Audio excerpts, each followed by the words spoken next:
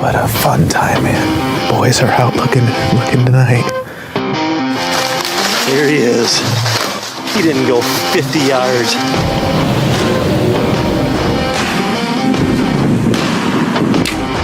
I just found him. Can you get over this? Oh my God.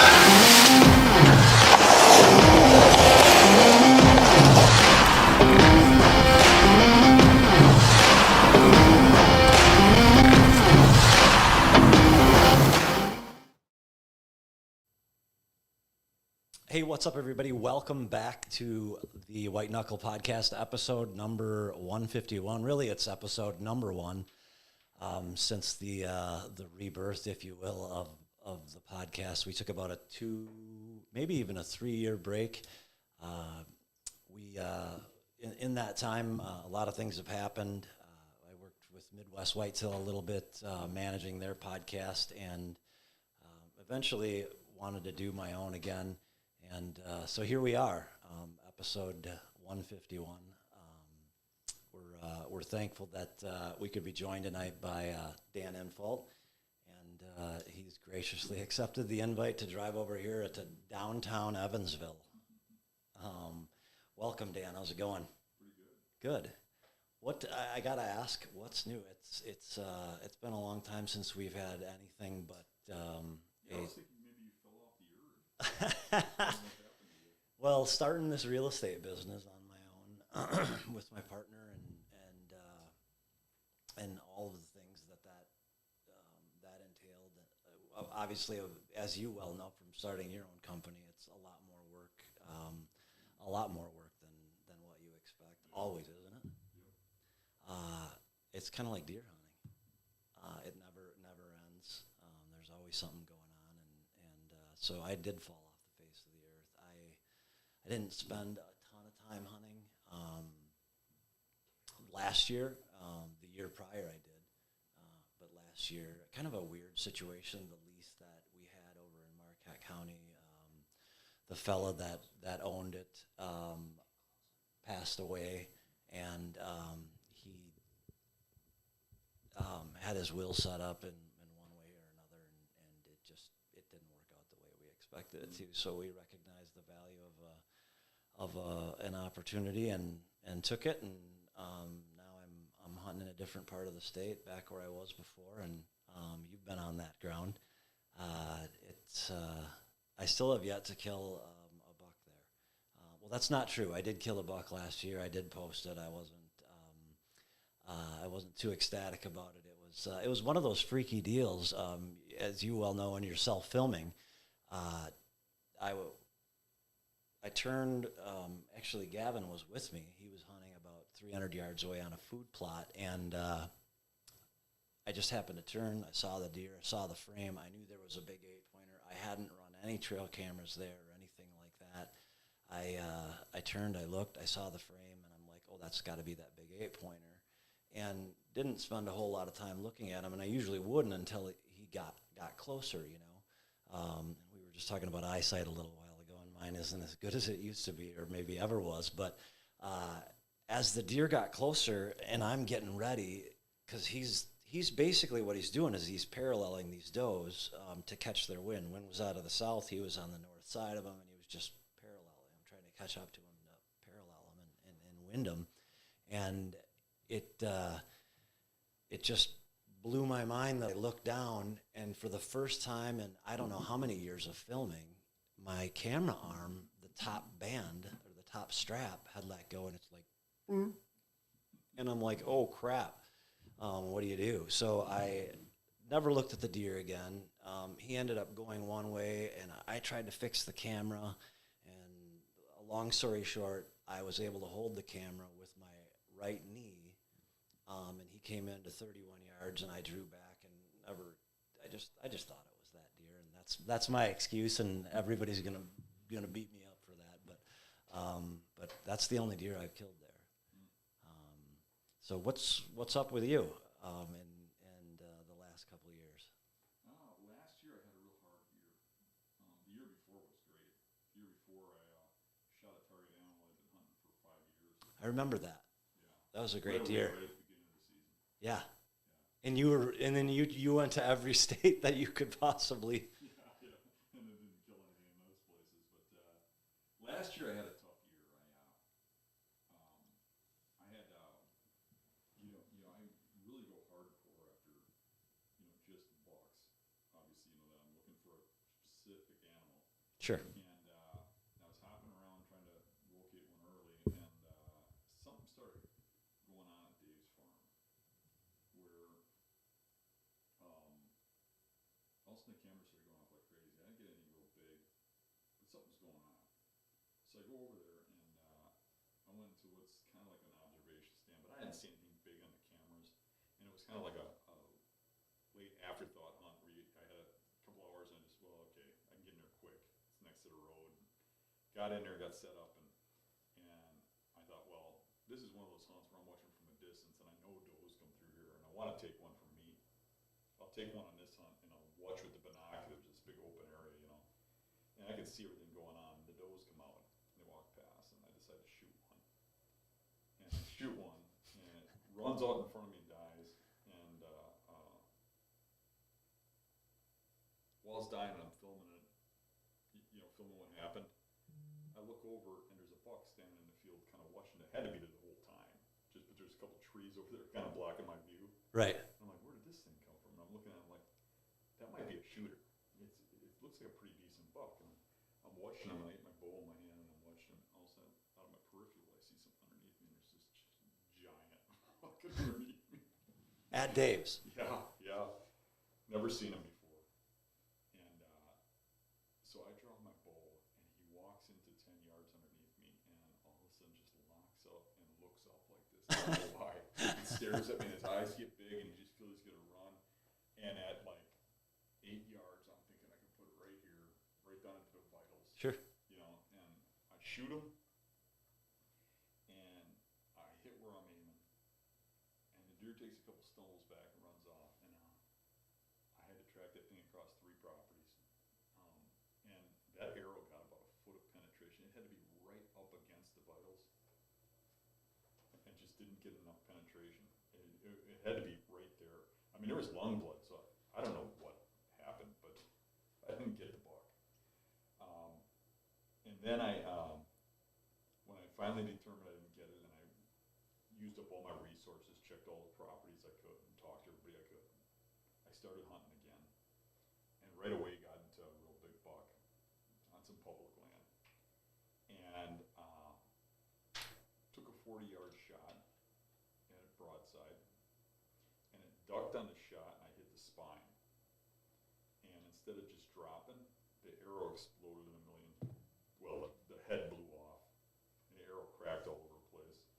And the deer ran off, and I got no penetration. The broadhead stuck into the spine. And I tracked that deer in a huge circle, and actually followed it right back underneath my tree stand. If I would have stayed in the tree instead of been tracking it. But ended up not getting. Hold on. You shot it. You hit the spine. You tracked it. It ended up coming back under the tree. Walked right directly underneath the tree stand within 5 yards. I wonder how many times that's happened in this world. But it probably wouldn't have if I didn't track it, because I did bump it. So, it was a painstaking year. I mean, I had some problems with my equipment and stuff, and I think I got all that stuff worked out this year. I had 4 opportunities at big bucks last year, and came out empty-handed. And this year I'm going in it with a fire under my rear end.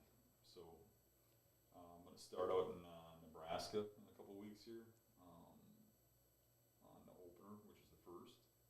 Never been there before. Been studying maps, talking to people I know that have gone out there, that I look up to as great hunters, and talking to some local people, getting a feel for it, which properties I should hit, where I should go, where I should locate.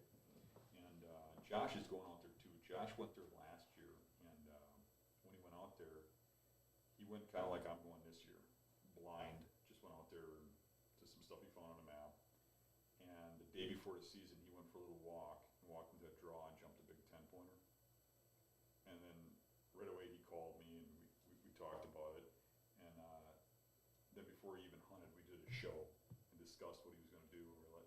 And he was like, how are we going to go about this? I jumped this deer, but it didn't seem like he really knew what I was. He just kind of backed off, didn't even run. And I was like, well, if you get into this ravine he's coming out of, and you get like right here where his bench is, it should pull your thermals this way, and I think you'll have a shot. And everything worked textbook in the next day, first hunt. Right away that buck came walking right the way it was supposed to, and he shot it. So he really doesn't have a lot of experience either, because he had one day of hunting and killed his buck in the first place he looked at. Not a bad deal. He's going to go back with Gary, and I wanted to do a hunt early season too, and I thought, why not go to the same state, but I don't want to hog his area. There ain't a lot of public land in Nebraska. There really isn't. So I mean, if you put 8 like-minded guys in the same area, I mean, it's like kind of like the public land challenges. You know, we all got to tell each other where we're hunting, because when we look at maps, we look at them the same when we end up in the same spots. Right. You know, so I'm going to go to the whole other end of the state and try a different area. Interesting. And we're going to do it like team against team. I'm going to have Eric and Rick and Jacob, and we're going to see who comes out with the, better bucks. And it's all public. Yeah. I mean, I really don't want to go hunt, manage ranches and things like that personally. I mean, I'm not against it, but equal ground. But I don't think anybody's going out someplace and if you knock on a door and somebody says, yeah, you can hunt here, that's no different than common ground for anybody else, Right. So I think that some of the pride when I kill one on public land, because or when I'm hunting. and that's just as rewarding as killing one on any kind of land, regardless of whether it's in your home state or not. I mean, there's a lot of work that goes into that. I think probably, as I think back, the best time that I've ever had hunting is that year that I did the public. And that was because someone, I don't remember what show it was, but I had never met you. I'd heard a lot about you through Todd. And this guy had, basically said, any idiot can kill a good buck on private land. You'll prove me something if you can shoot one on. I'm like, oh, okay, sure. Well, I had a nice piece to hunt, but at the same time, I was at the point where it was a relatively small piece, and now I'm blessed with a bunch of ground to hunt, and it's different. But back then, it was just like the whole world was available. It was public, and I happened to have this podcast I was doing, and Todd said, you got to call this guy named Dan Infault. And I'm like, okay. So I will never forget sitting downstairs in the basement talking with you with a list of 3 pages of notes, and I got through a quarter of 1 page. But through the years and the podcast, I've learned a lot in talking to you about what your strategy was. And that leads into a good question. It's public or private? Because the first thing I'm looking for is the bedding. I want to know where the big buck's bed. How did I know he was going to say that? I mean, then I want to just stay away from that until it's time to kill. And when it's time to kill, I want to be as close as I can possibly be to where I believe he's bedded. And so when he gets up, he only goes 50 or 100 yards and gets shot. okay. I'm just gonna stop right there for just a quick second. And it's one thing that has always intrigued me about you. You are so sure when you're looking at a bed. We did it when we went for a walk through the land that I've got over in Boscoville. You are so sure that that's a buck bed. Mm-hmm. And you seem to be right. Just about every time that you pointed it out to me. Mm-hmm. What got you there? Is it just experience and studying these animals, trail camera photos? What? No, it's a lifestyle. It's a thing I've been doing my whole life. For most people, and I don't mean to offend anybody, but it's a fad, like you said. It's the new thing to do. I've been doing this since before it was cool. Yeah. I've been doing it for 40-some years. You know, I didn't have a mentor. My dad worked 2 jobs so that we could afford to eat and have a house because it was hard times back in those days. And my brothers all went off to Vietnam and came back, didn't want to hunt, or one of them would never touch a gun again after he came back from Vietnam. And I was basically hunting on my own. I was going out back and just learning how to hunt. I didn't have anybody to tell me that you needed to stay away from bedding areas. You had to, that you have to do this. And there was a lot of stigmas with hunting where people tell you this is how you have to do it. You have to wait a half an hour to track them. You have to, you never go near the bedding. You hunt halfway between the field and the bedding, those kind of things. I didn't have that. So what I saw was that the only time I had daylight shots or seen these big bucks in daylight was when they were coming out of areas I knew as bedding, and they wouldn't get very far. So I gradually, just kept creeping that. And eventually, when I had a buck that finally got to a size that you really desired killing that buck, I really wanted to kill him. I felt I had to learn his bedding, and I went in and tried to figure out all that bedding and ended up killing him in one of his beds. Not with a gun, but I figured out where he was bedding, crept up on him, killed him. And then I started doing that repeatedly and started figuring that out. And it just morphed from there. And when you look at these bedding areas for 40 years and you're walking into beds constantly every spring, I scout more than anybody. I'm out there daily, walking these bedding areas, new spots, traveling around the state, going to other states. Just like we just went to Michigan for a deer show. Everybody went to the bars. I mean, you go on the shows. Everybody goes to the bars and out to eat afterwards. We went scouting. Let's see what the local woods have, not the local bars. Sure. And when you start looking at these beds over and over again, you start seeing trends. You start figuring things out. You start understanding things. You start understanding just exactly how a buck beds and why. And you can look at a woods and go, oh, he's going to be right there. You can go in there and there's the bed. And it's really that easy. Now, there's some difficulty to it. I mean, otherwise I'd be killing giants every year, right? But really it's a matter of when you get that down, where they bed and why, then you also got to add in the ingredient of where do all the hunters hunt and why? Because hunters see things in a different way than the deer do. And I see it as these big bucks live in spots where there ain't big timber and stuff in most cases. They find edges and stuff where people can't get a tree stand in, where they can't go, or it's off on the side of a road, or, it's on if you're in hill country, it's on a ridge overlooking a parking lot right alongside the road. Nobody's going to walk straight up to his bed. They'd have to go in a huge circle to get there. There's always some sort of spot that diverts people from it. And it's not always remote. In a lot of cases it is. I'll take a look at a property and I'll mark off 90% of it as that's where people go. And in that last 10%, I want to find that terrain stuff that I was talking about that I know big bucks bed in. And I can rapidly get onto those areas where those bucks bed. It's a lot of work, and it's certainly not a given every time. I wish that I could say that I employed everything that we ever talked about.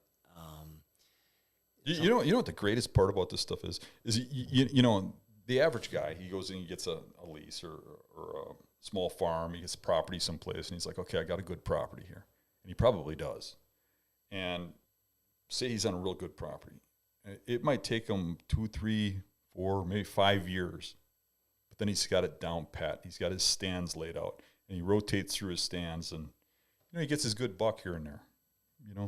Maybe every now and then one slips through. He doesn't kill it or whatever. But that guy might hunt that farm then for 20 years. What does he learn? Where does he advance from there? I'm out hunting a different property every day. I'm learning a new buck every day. I'm going out hunting different ways. When you're always out there playing chess with these bucks, trying to figure things out and seeing what works and what don't, you learn a hell of a lot about deer.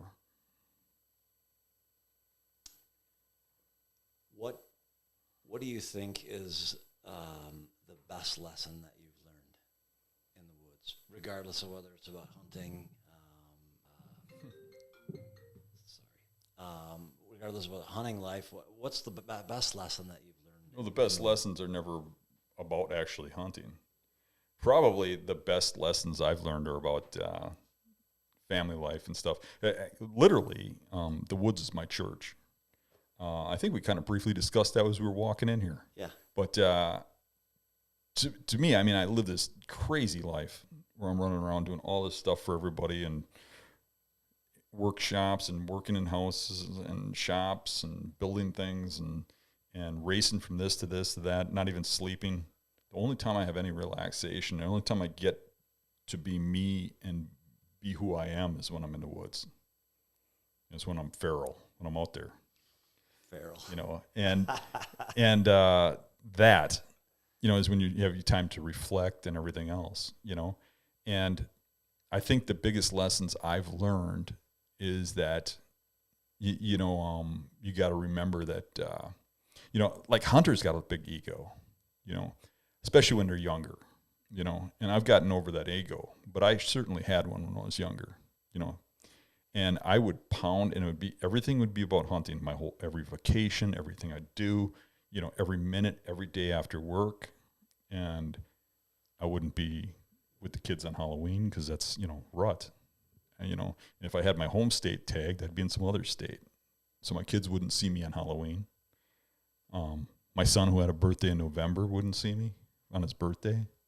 He'd just find a card or a gift or something. You know, my wife wouldn't see me on her. That you acknowledged what was in front of you, and you guys, I'm sure it's like anything else, it's not easy, but you made it work. And, Yeah. And I think that's huge. You know, people look at me as this great part of it. Your partner in life is going to make a huge impact on what you do. Even your partner in hunting. You know, hunting, when you look at it, if you go in with a negative guy, we all know him. There's a guy in your group who, you know, everybody's got it. Who you know, you know who you are. I climbed up that hill. I can't get up there. I feel bad. I want to go home. You know, that will just pull you down. You got to have the guy that goes, get your ass up and get up that hill. Get over that hill. We got to get that buck. You got to be with that guy, the guy that's got your back, the guy that you got his back, he's got yours, and you're both in it together. Or don't go with a partner at all. You know, go by yourself, because anytime you get around somebody negative, you won't be thinking right yourself. It'll frustrate you. It'll hold you back. You know, that said, my best hunting has been solo. I've killed my biggest bucks on solo hunts. I like being with friends and stuff because it's fun. It's camaraderie. It's good times. But there's this thing where you're always worried about the other person. You're trying to set him up good, and then it's like, how's that going to interfere my hunt? And you know what I mean? Or you both go into the same area. If that guy makes a noise, he affects you. You know what I mean? But if I go in by myself, I'm not worrying about, is that guy going to be worried about me if I'm late getting to the truck? Is it, you know, is this going to happen or that? I'm just focused on the hunt, and I could care less about the rest of the world. And that's when I do my best. And I think if you talk to a lot of professionals just overall, that they would say the same thing. That's when they do their best. Absolutely. I believe that, at least. You know, we said we were going to take some live calls. I've got a whole lot of stuff bouncing around in my brain, and I know I've missed a couple. But if people want to, if there's anybody out there that wants to ask Dan a question, go ahead and give us a call. We're just going to continue having a conversation here. We're going to wrap it up in about 25 minutes. Man, time goes fast. We're going to wrap it up in 25, 30 minutes unless we have an abundance of calls. But tell me, let's get off hunting for a little bit and talk a little business. How's Beast Gear doing? Beast Gear is doing great. Mario Traficante, my business partner, has really taken that by the horns and per se, and has really built that business up. That guy's an incredible guy with running that business, and pretty much I just get out of his way and let him do what he wants, because he really understands that end of it better than I do. But The stands are selling real well. The sticks are selling real well. We got a lot of stuff in the works. We're building a lot of stuff. I see a great future. How do you see, I haven't watched a lot of outdoor television, honestly, in the last 2 years. Whatever I've consumed has been on YouTube or, what was available wherever it was that I was, whether it was on my phone or a TV. But how do you see the saddle hunting world evolving like it has? I was really shocked, honestly. I sat down and watched an outdoor channel show for the first time in at least 2 years, live at least, and I saw so many references, not necessarily from the show, but in commercials and things like that, to saddles. Have you dabbled in that at all, or are you still a tree stand guy? I'm a tree stand guy. Always going to be? Yeah, pretty much. I've tried saddles and stuff, and when I look at them, I see some big issues with the way I hunt and with getting it done with saddles. One thing is you're not saving any weight. When you add up the saddle, all the stuff that goes with it, the platform, it's the same amount of weight. And if you got a narrow stand and stuff, it's just sitting on your back. It's so light you don't feel it anyways. Right. So the weight thing isn't an issue. I can use whatever I want. But where I hunt, where I find big bucks is usually on this edge cover. We're getting in real thin cover, slim trees, and you're getting in a tree that might be 5 inches in diameter, and you're getting 7 feet off the ground so that you can shoot over cattails or something, and you're skylit. There's no other trees around. The last thing I want to do is hang out from that tree. And I'll have saddle hunters tell me, well, you can lean up against a tree and use it like a tree stand. Why not use a tree stand? I don't want a tree in front of me either. A lot of those guys feel like they have to have the tree in front of them for cover, which they probably do. But then if the deer goes left or right, you got to be able to get your bow on either side of that strap and stuff. And I'll tell you what, when those mature bucks come in, you blink and they see you. I got to take that shot as soon as I can. I get that stand on the side of the tree that's facing the deer, and I use the back of the tree behind me as cover. I'll turn my body broadside so that I'm as thin as possible, and I blend in with that tree, and I'll hold the bow so the limb's blocking my face so that they don't see my round face. And the very first ethical shot they give me, I'm shooting. Because when those mature bucks get within a certain range, they are so apt of figuring you out, of sensing that danger around them. They don't in public land, they don't get to be 5, 6, 7 years old by not surviving or having a few of those bad incidents happen. Most of the big bucks that I get, when they're mature animals, you find broadheads in them, you find bullets in them, you find holes in their ears, and it's crazy what they go through to get to that age. They're not walking into a setup and not checking things out, and so for me, I have to blend in with the tree a lot better, and I have to, you probably get away with that type of hunting a lot more when you're in tree cover, right? When you're in timber, right? Maybe on ridges and stuff.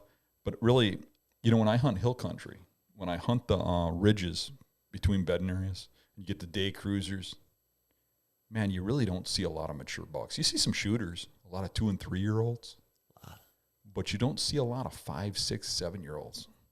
You get those things in those crazy places where you're hunting. Even in rut, I'm getting them in bedding areas. Really? The few mature bucks I've gotten cruising, it's been a ridge that's really short, right between 2 real thick bedding areas. They just don't want to move around in daylight. Now, that gets different if you get on, like, say, some private ranch where that thing grew up without having problems walking down those ridges. But when you're hunting public land, you just don't see that kind of movement for those mature animals. And I'll tell you, most guys that hunt that property, I'll hear these comments like, you ain't shooting those deer here. I see you hunting here and stuff or whatever, but where are you getting those bucks? Because I've been hunting this land for 10 years. I've never seen one that size. Well, yeah, you're hunting it wrong. Because where those deer move in daylight is a very small fraction of that property. Don't you think that 5, 6, 7-year-old deer.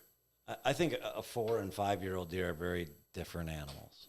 Yep. Certainly a 3 and 4-year-old are different animals, but once they cross 5, I feel like they change significantly, and then they probably change more and more every year. But I believe the biggest difference, in my opinion at least, is at 5 years. And they know the game. They don't have to be out cruising. What you have to be is in their bedroom, because they know what's going on. They know when it's going to happen, when it's not going to happen, and all that stuff. I recently broke down my wall for my own reasons. I'm an analytics kind of guy. I always want to know why things happen. I think everything happens for a reason. Right.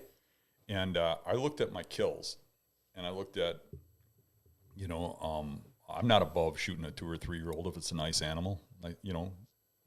130-inch animal is a nice animal. So I've got a few of those, but I got a pretty good handful, well over a dozen that go over 5 years old. Right. And when you look at my top 15 bucks that are all over 5 years old, when you look at those bucks and you look at the analytics, it changes completely. It's like a flip from the younger bucks. The younger bucks have been shot out of stands and funnels. They've been shot on ridge edges. Ridge sides. They've been shot on food plots, things like that. Real close to bedding, like kill plots and stuff like that. But when you look at the mature animals I've killed, the ones that I know are 5 or older, the overall majority of them were killed on the very first time I ever sat a spot. And the ones that don't fit in that, it's pretty much like the next year in the same spot. The overall majority of them, I was within 100 yards of them of where they bedded, and the overall majority of them, I was hunting the exact buck I shot, which isn't the case with the younger ones. It's like you really got to focus on mature animals to kill mature animals. It's like guys, when you're hunting, guys will they got a progression they go through. You first start hunting, you want to kill a deer. First, you just want to kill one. You know what I mean? So eventually you kill a deer. Then you want to kill a buck. Then you get to the point where you want to kill lots of bucks. And then it's like, that ain't a challenge. You want to kill bigger bucks. And eventually you get to the point where you're killing 2 or 3-year-old bucks annually. And a lot of guys get to that, and they get that cocky arrogance about them, like, hey, I'm doing better than everybody around me. Right. But the problem with that is when they get to that point, that's where a lot of people stop. They don't learn how to hunt mature bucks, because if they make a step towards that, they'll have less luck, because you got to hunt them in a different way. You got to think, when I'm going to these bedrooms and I'm putting them in a specific spot, hunting a bedding area, that there's a pretty good chance no one's home that day, right? Where you're hunting a ridge during rut, deer are going to run past. You can shoot 2-year-olds just about every year, right? So you literally got to just throw that out in the garbage and start hunting mature bucks. And you can hunt mature bucks and still shoot nice 2 and 3-year-old deer and be happy with that, but you'll never shoot mature bucks by hunting 2 and 3-year-olds. You got to hunt mature bucks. Then you can shoot 2 and 3-year-olds. You'll still get opportunities, but you'll never shoot a mature buck. Well, you might, but you might shoot 2 in your lifetime, or 3. You know what I mean? But on public, anyways, you'll get 2 or 3 in your lifetime. Where if you hunt, mature bucks, you can do it more repeatedly, and get to the point where every couple of years you shoot a real big one. You can still shoot the in-between ones, but you got to hunt those mature bucks. It's a different animal. Absolutely. It's I always refer to it as, hunting rabbits and expecting to shoot a pheasant, because they don't even act the same. No, the dog reacts the same, but the animal doesn't. How big of a problem do you think it is for hunting overall, or an issue overall, that folks have just put so much weight, if killing a big buck before they've earned it. In other words, you and I would imagine we were the same growing up. We started out shooting fork horns, and I don't know how many I shot, and then you just progress through the years. And through those things, you learn some tough lessons, right? Right.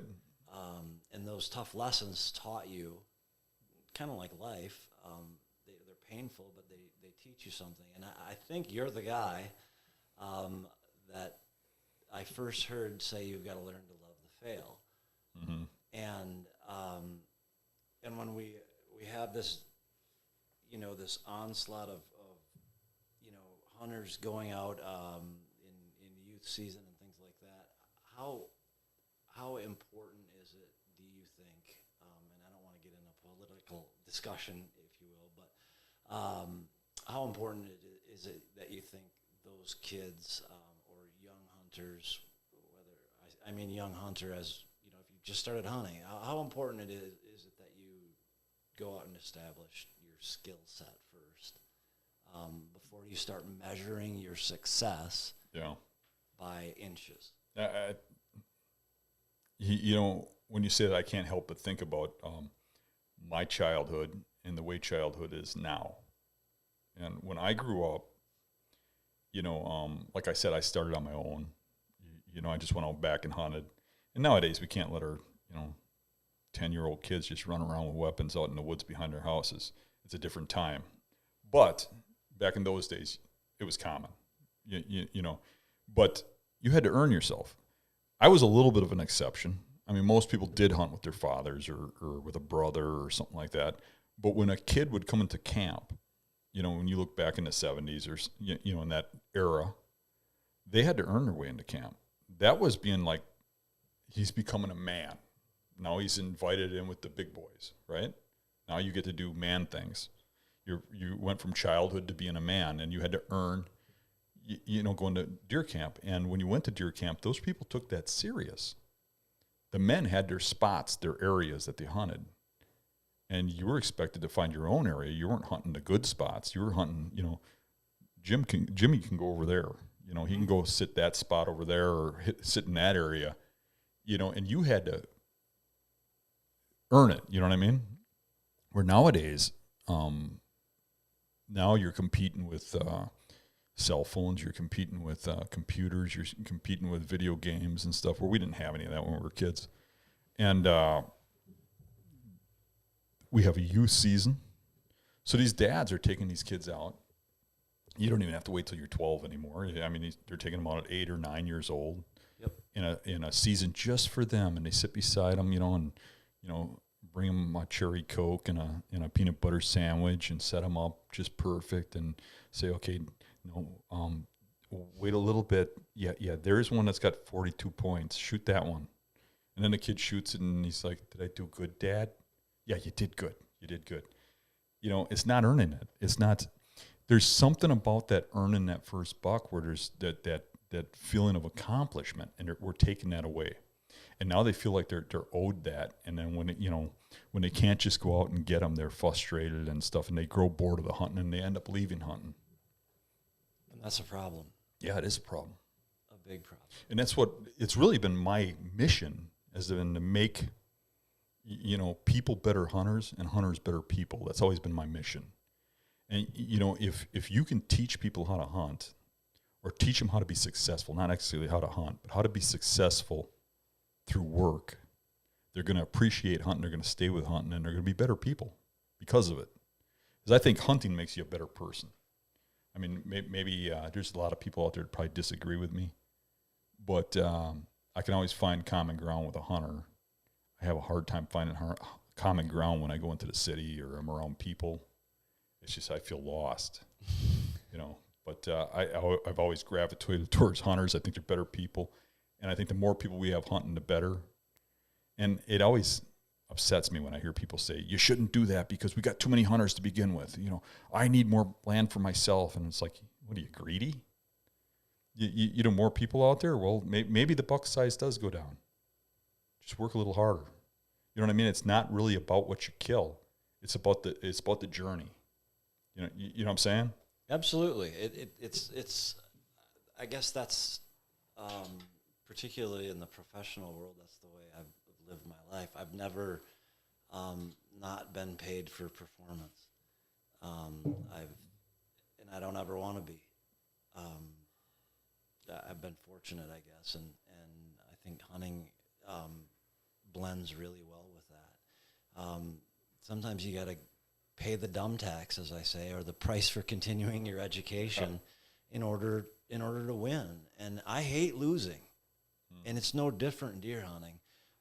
But at the same time, when I'm deer hunting, I've set an expectation for myself. But I also acknowledge the challenges that I have starting a new business. Melanie always likes to say that we're like firemen. When somebody calls, we have to go. Somebody wants to look at a property. In 10 minutes, we're going to cut this podcast short. No, we won't. But you know what I mean. You have to be committed, and you have to learn to work. Yeah. And work at your craft, and hunting's no different. Right. Hunting's no different at all. We're kind of strange cats. There's a lot of hunters that'll never get what we're talking about. And it took me a long time to really understand this, but not all hunters are the same. I mean, some of them are in it for enjoyment. Some of them are in it to get away from their wives and stuff.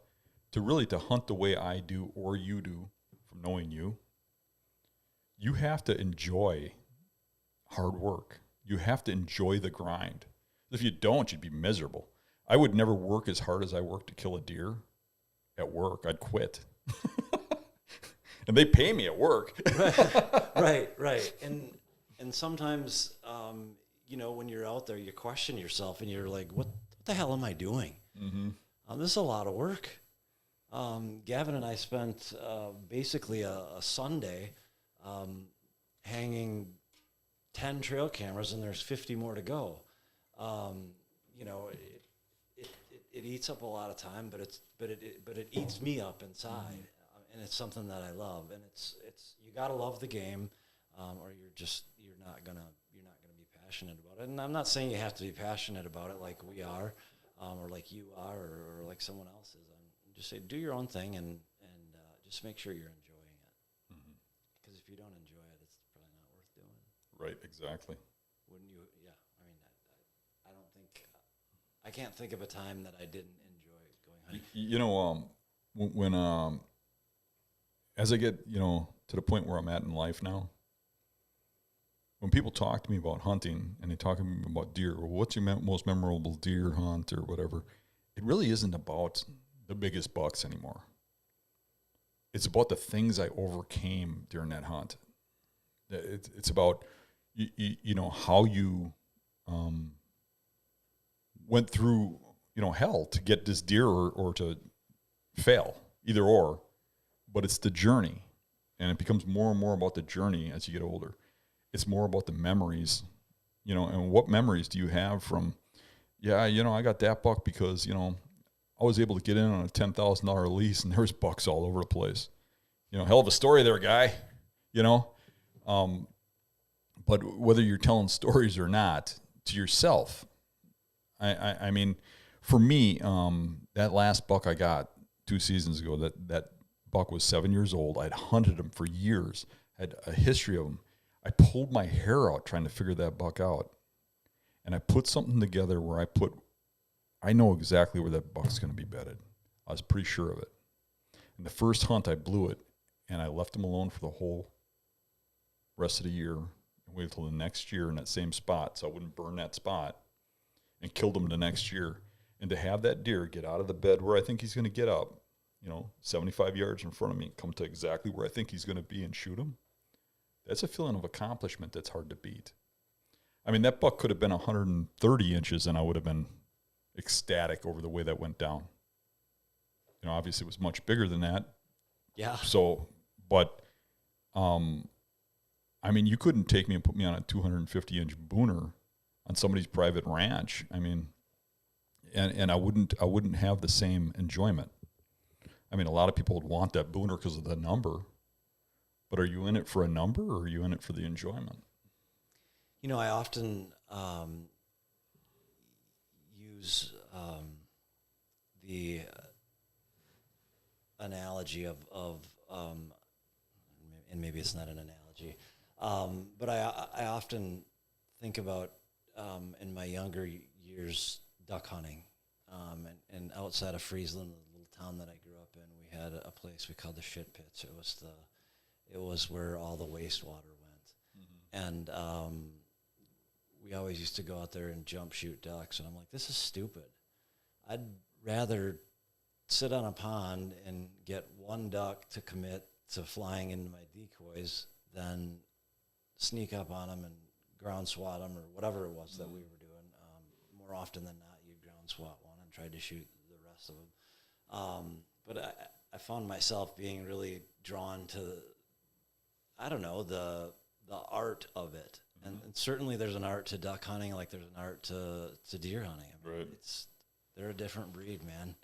They just are. I've had some exposure the last couple of years to I always hunting. laughed because you watch these duck hunters, and they will put waders on and go on these boats, and they'll half-ass almost kill themselves in these cattails and stuff. Where you know they're in muck that if they step in the wrong spot, they're going over their head, and they'll almost kill themselves to get a stupid duck. But you watch these guys deer hunt, and they won't even go into 2 inches of water go after these bucks. You know, it's Yeah. There's plenty of that happens. I'm going to apologize to everybody for my inefficiency of the phone calls here. I've got an app on my phone that will screen out basically commercial robo-dialers because I just got so tired of my phone ringing and some idiot on the other line asking me when I wanted to buy my funeral insurance, and I'm like, am I dying? Or do you know something I don't? What's going on? But that's apparently blocked a bunch of these calls, so I'll apologize. I'll fix that for next time. I've got so many alerts on my phone. It's not even funny, but so I apologize for that. But you know, we haven't spent a lot of time talking about hunting, but it's not always talking about hunting, and it's not always talking about your secret strategy or, you know, whatever the case may be.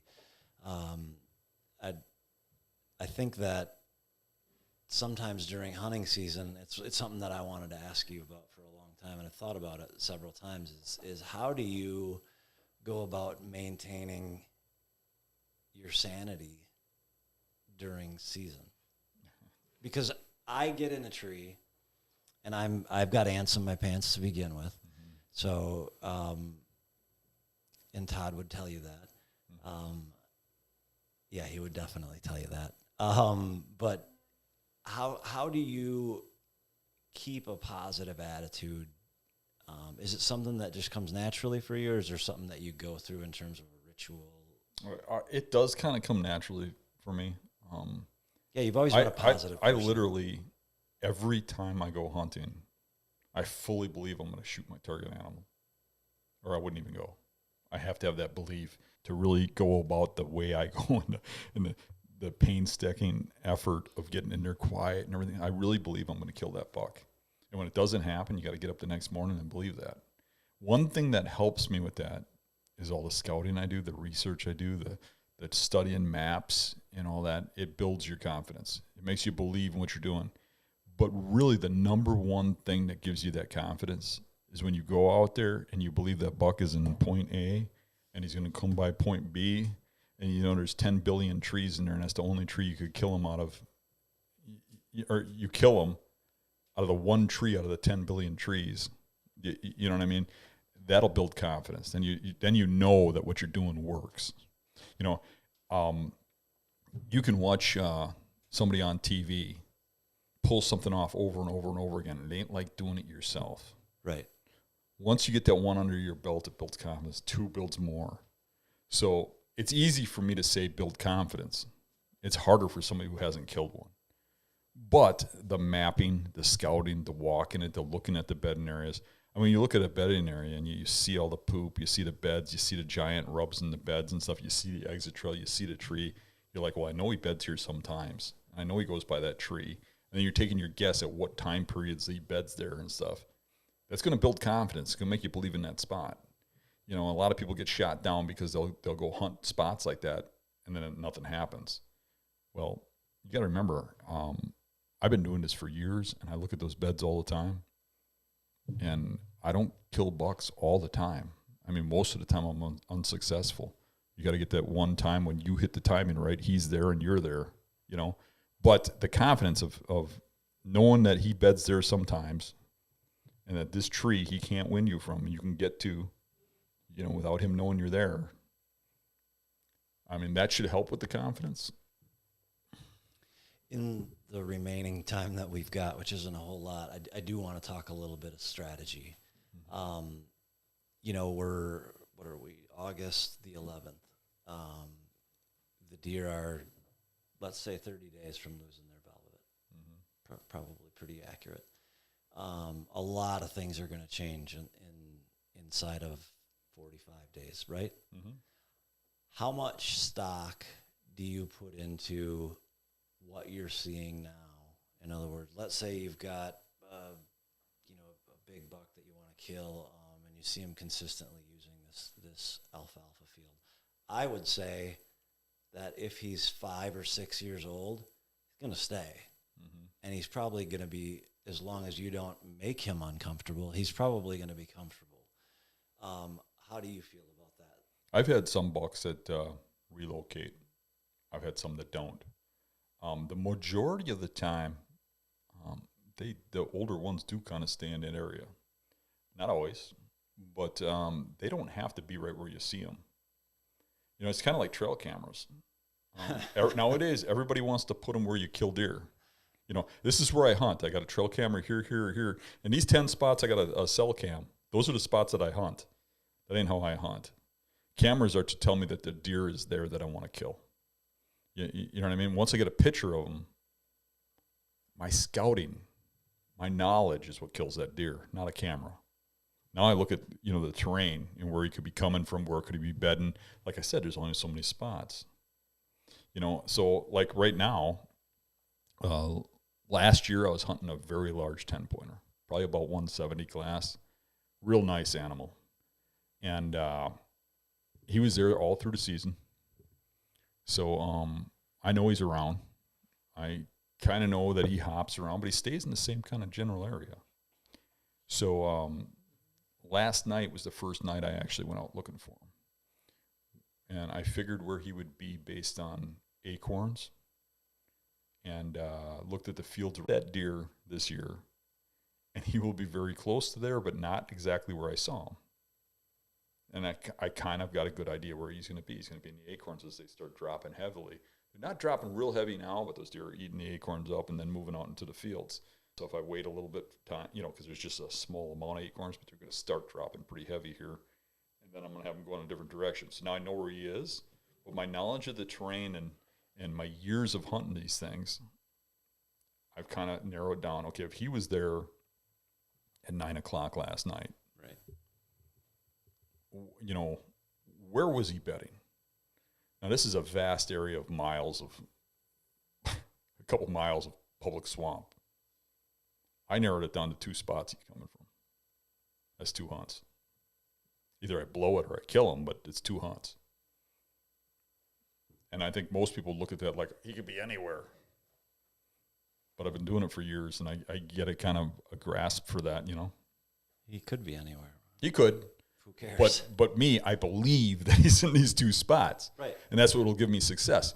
You know, one of those spots is like a mile-something walk through water over my waist. So I better believe if I'm going to walk out there to hunt this thing. Okay, so a mile walk in water over your waist. Yeah, I guess the whole mile ain't like that, but half of it is.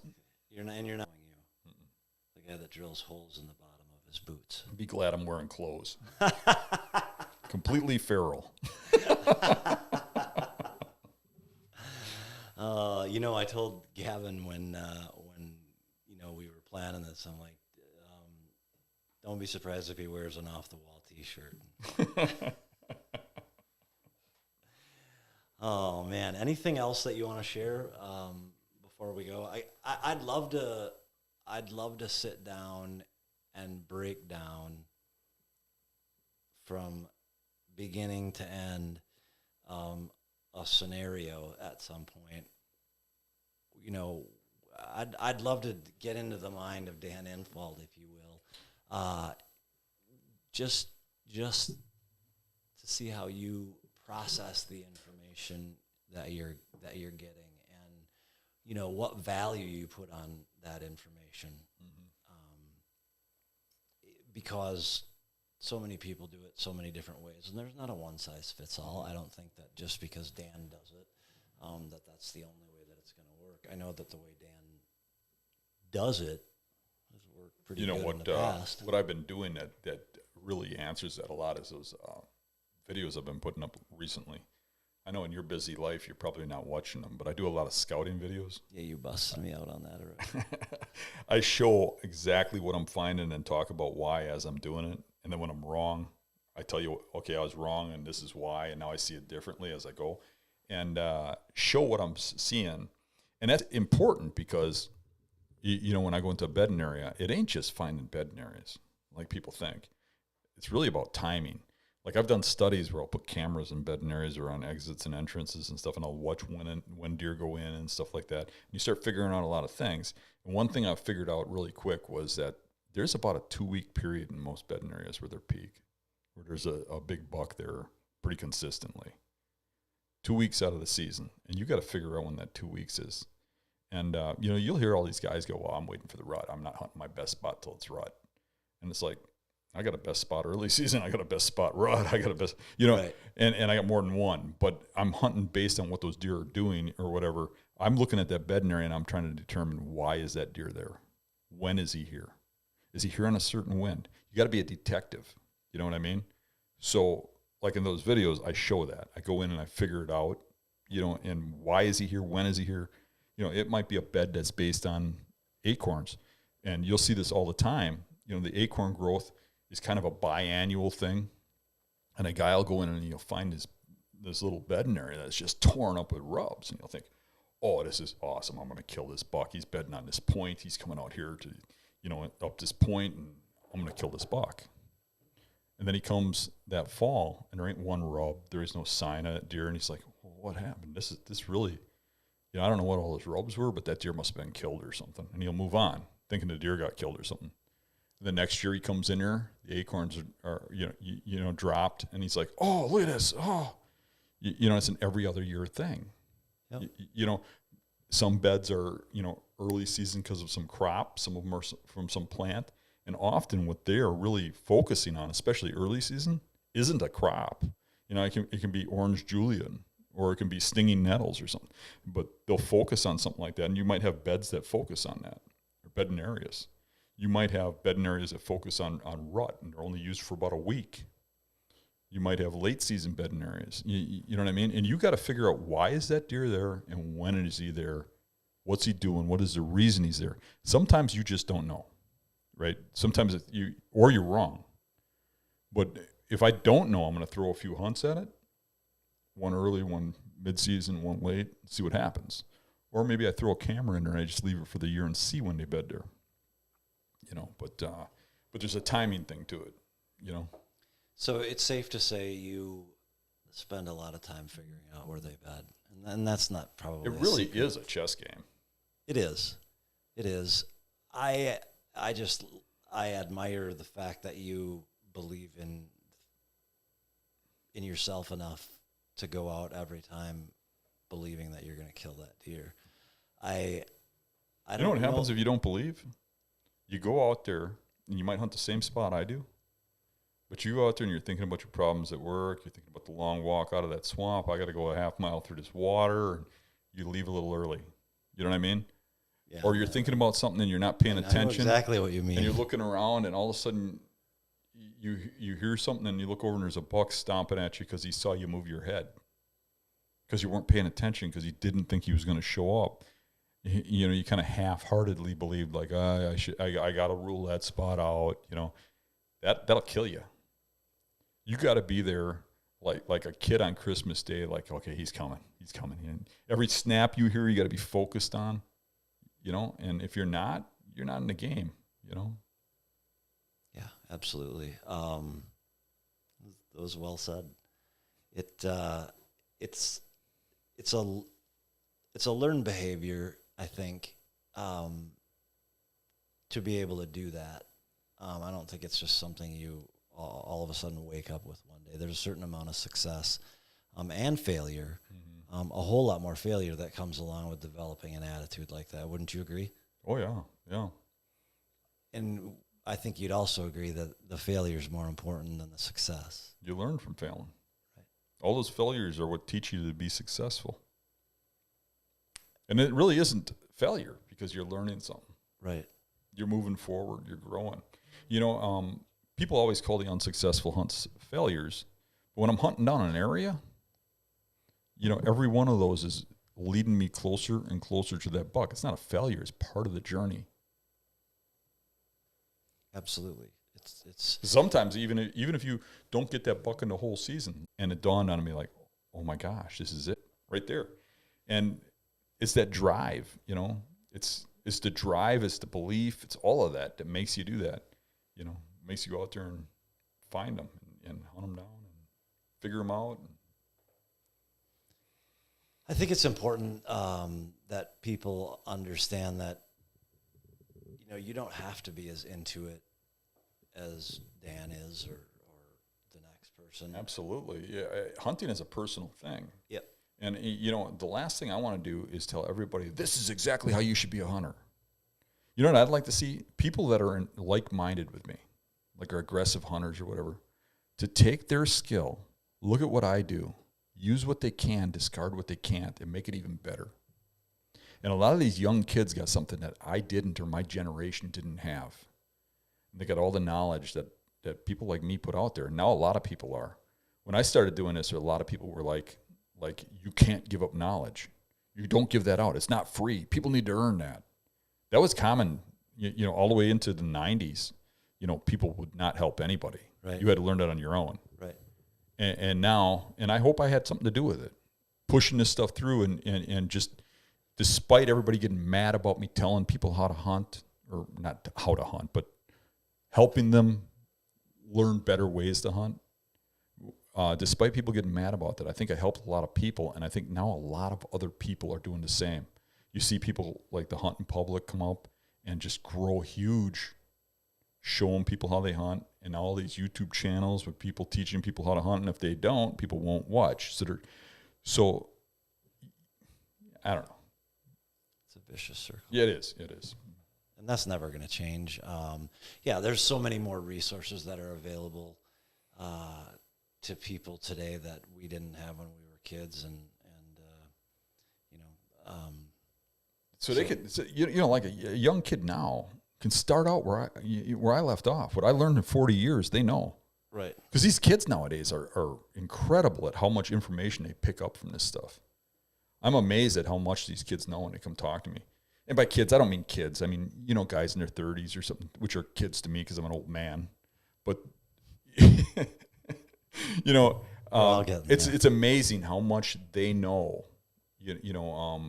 I had a young man come up to me at a show just recently and say, tell me how much he was inspired by one of the bucks I shot.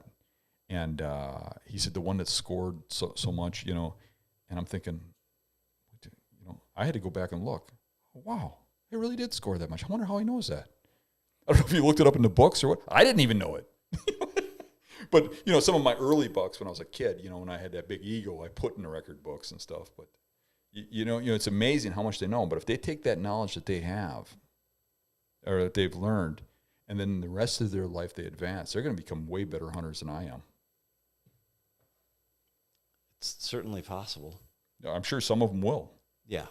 The ones that have the right mindset, they have the right wife behind them, and they like the challenge. If they got the right ingredients, they're going to take it a long ways. Yeah, I mean, they're not gonna not succeed because of a lack of resources. Whether you hunt public, private, or whatever. Right.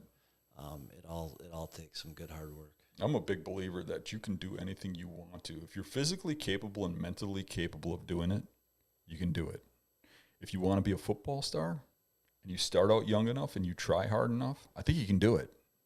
You know, if you want to be a baseball star, or if you want to be the guy in hunting, anyone listening to this who's young enough, has a good enough start, and has the things behind them can do it. You just have to work hard enough to do it. Right. I don't know how many times I told people that it's simple. It's just work. Mm-hmm. Whether it's selling real estate, selling cars. The want factor. Right. You got to want it. Yeah. And it's not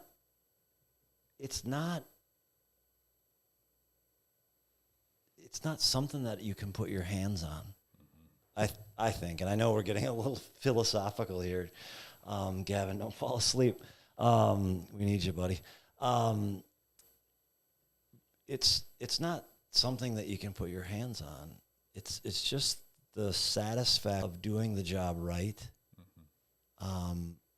But also doing it ethically and honestly, mm-hmm. And playing by the rules. And, and whether that's business or deer hunting, and you've endured a lot of scrutiny, and you've persevered through that. And if there's one thing I could tell anybody, and I think you'd probably agree, if you want uncommon results,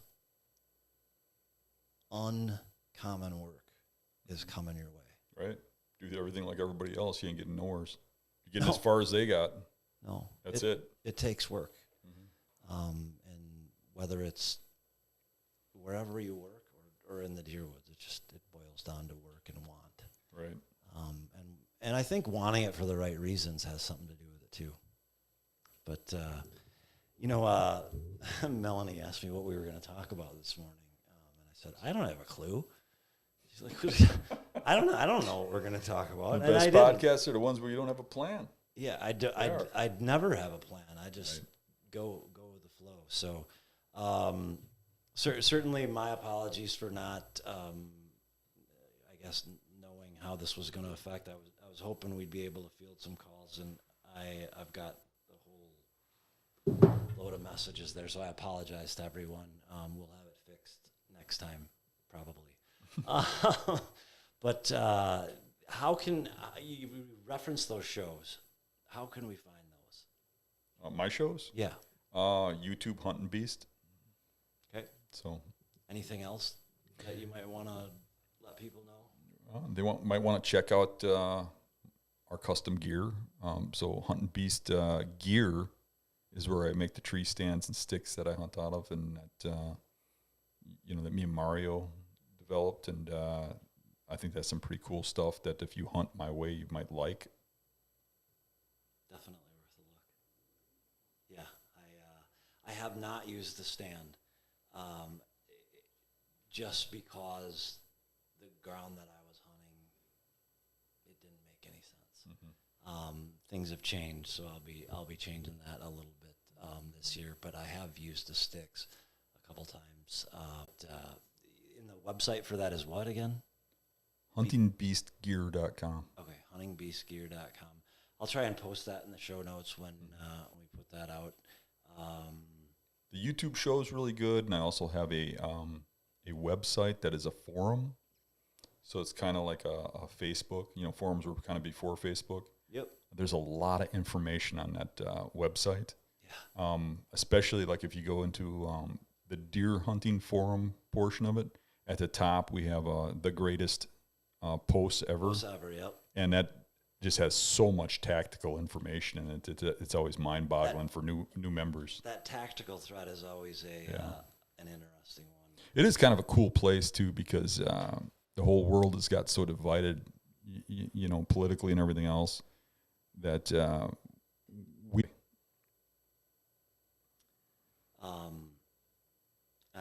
I was going to ask you a political question, but I'm just going to shut my mouth. It's probably a good idea. I have a tendency to offend people if I say anything political.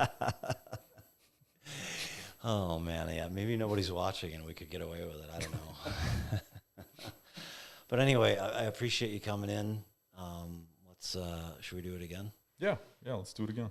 Be good luck in Nebraska. I really want to see you take off with this because I really love the shows you used to have. And, I'm glad to hear you're coming back.